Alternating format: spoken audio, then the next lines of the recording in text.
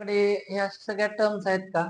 दिलेले equation standard form मध्ये लिहायचं, ए च्या जागेवर एक करायचं, दिलेले थर्ड टर्म दुसऱ्या बाजूला पाठवायचं, नवीन थर्ड टर्म काढून घ्यायचं.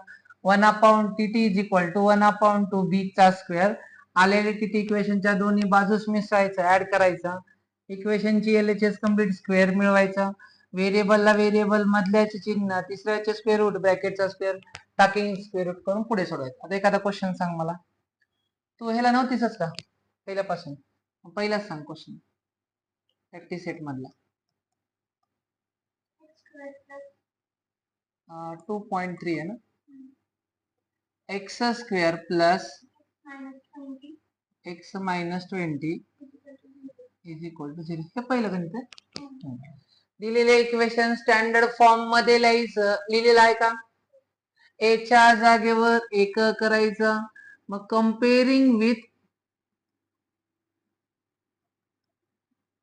X square plus b x plus c is equal to 0. A च्या जागेवर एक आहे का? आहे. ए बरोबर 1, बी बरोबर 1, सी बरोबर -20. मान्य.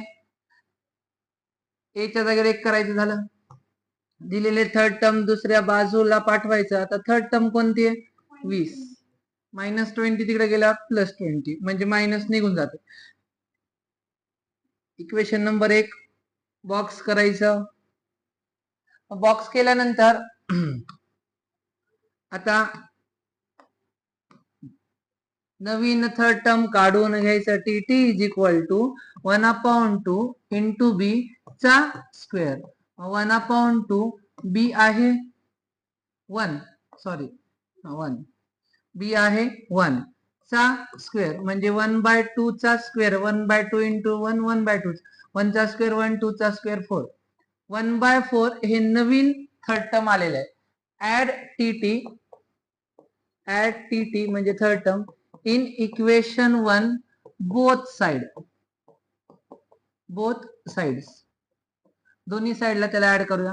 मग x square plus x plus 1/4 आणि इथं 20 प्लस 1/4 आला.